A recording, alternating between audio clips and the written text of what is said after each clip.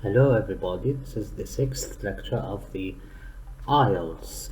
Today we are going to take another example for yes, no, not given questions. The question says, do the following statements agree with the claims of the writer in the reading passage? Write yes if the statement agrees with the claims of the writer, no if the statement contradicts the claims of the writer, not given if it's impossible to say what the writer thinks about this. The first statement is, novelists have fewer restrictions on their work than other artists. Number 2, novelists must agree to the demands of their editors. Number 3, playwrights envy the simplicity of the novelist's work. Number 4, music is a more significant element of theater than cinema.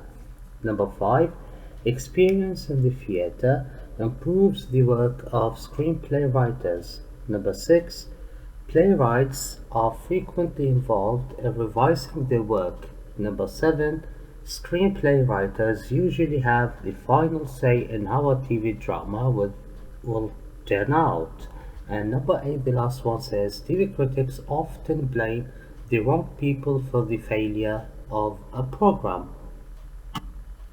Now let's come to the passage, books, films and plays.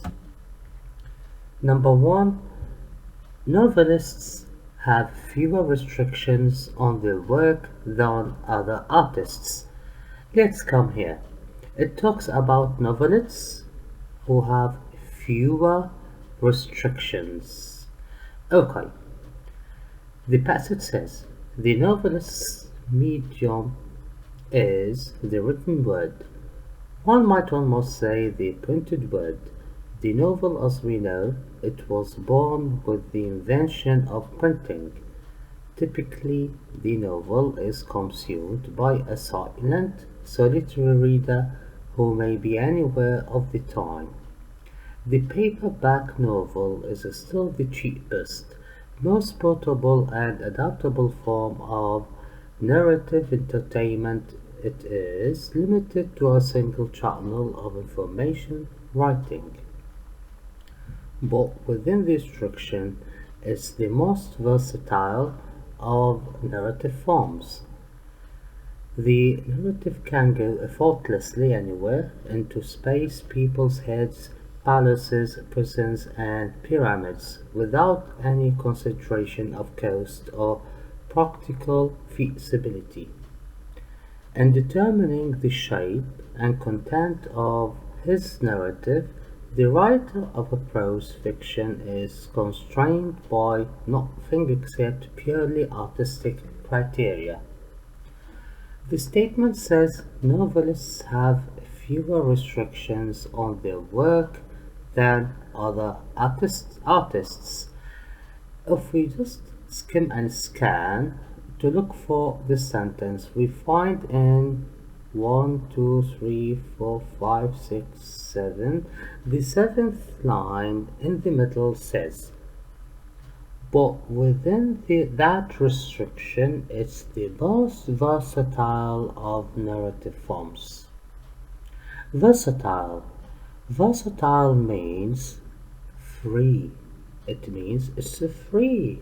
It has less restrictions, that means.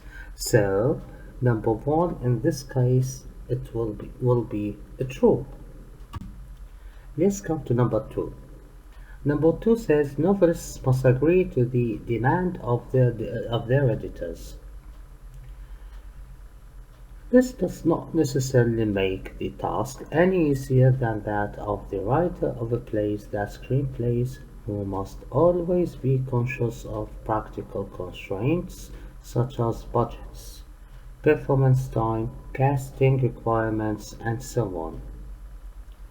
The very infinity of choice enjoyed by the novelist is a source of anxiety and difficulty, but the novelist does retain absolute control over his text until it is published and received by the audience.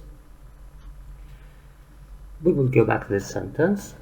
He may be advised by his editor to revise his text, but if the writer refused to meet this condition, no one would be surprised. It's not unknown for a well-established novelist to deliver his manuscript and expect the publisher to print it exactly as written. Okay, the statement says novelists must agree to the demands of the editors.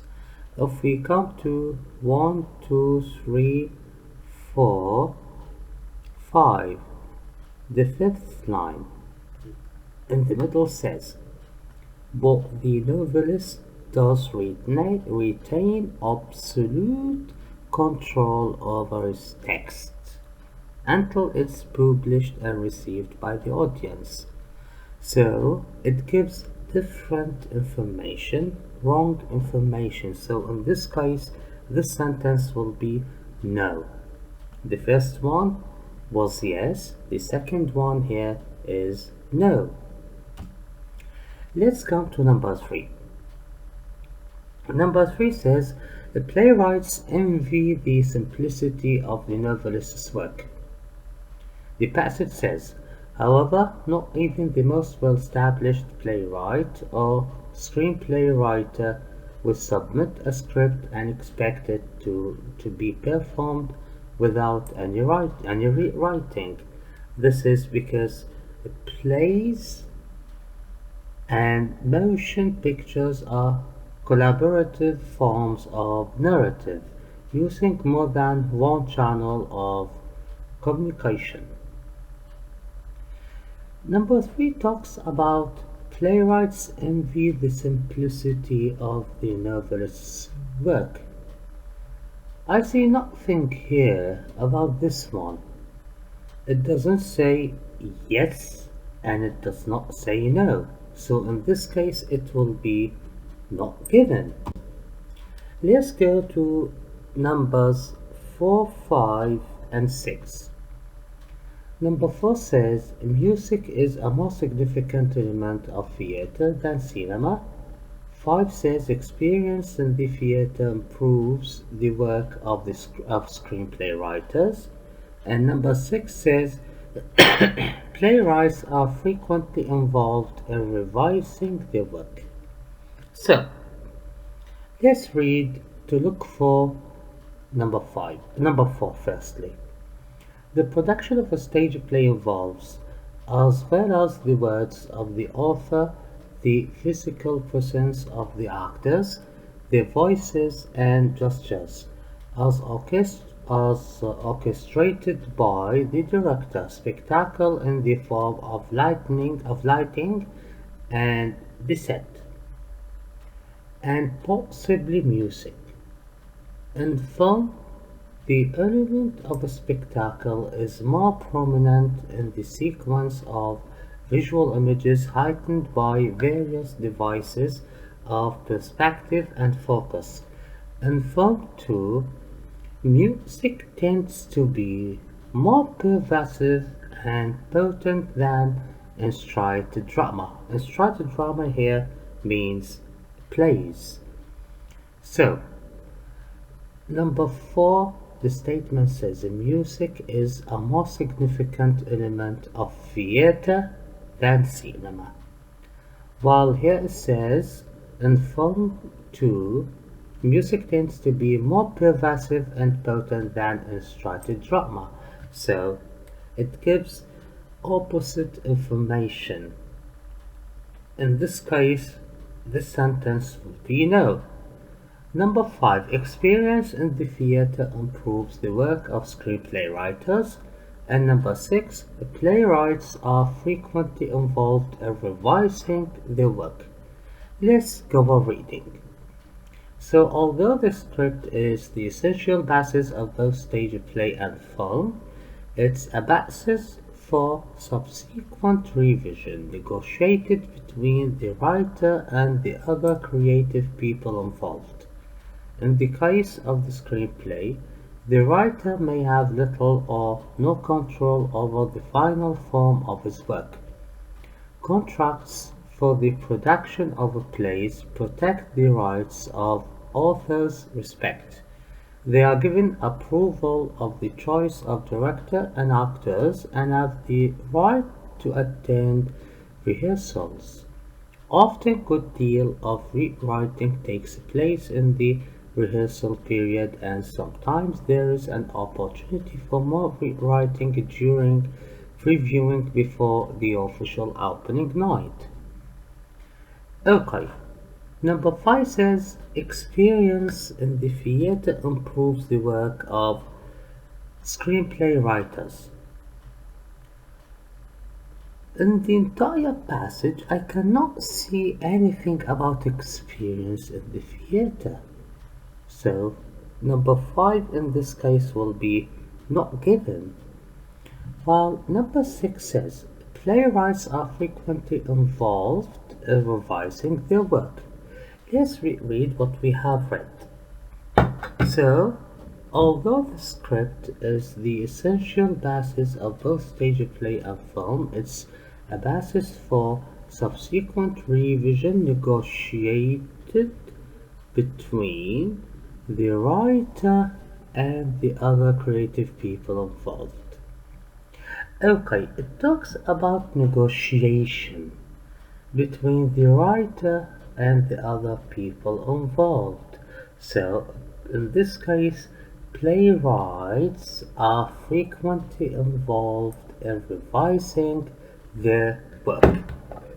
Okay, let's go on. We have the last two statements, which are 7 and 8. Number 7 says, screenplay writers usually have the final say in how a TV drama will turn out.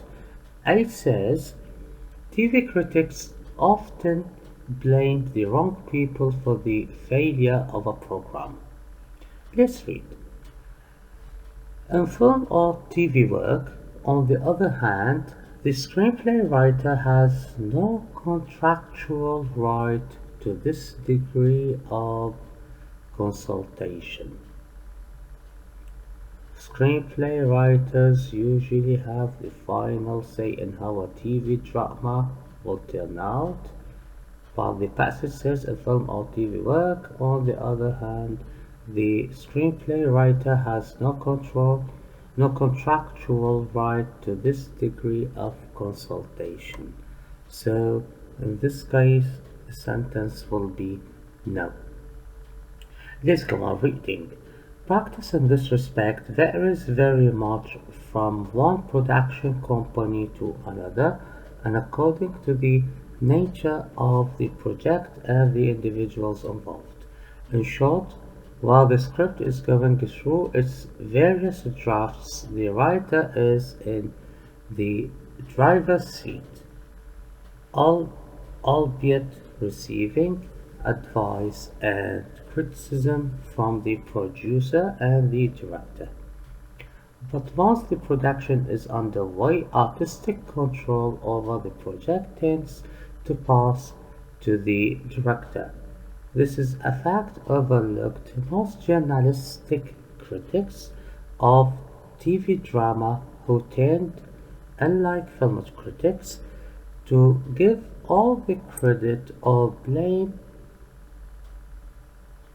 success or failure of a production to the writer and actors, ignoring the contribution for good or ill of the director.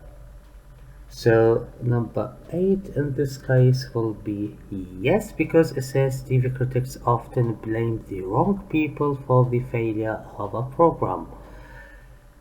Wish that you got benefit of this episode, which is the 6th lecture of the IELTS, which was an example for true false not given. It was another example.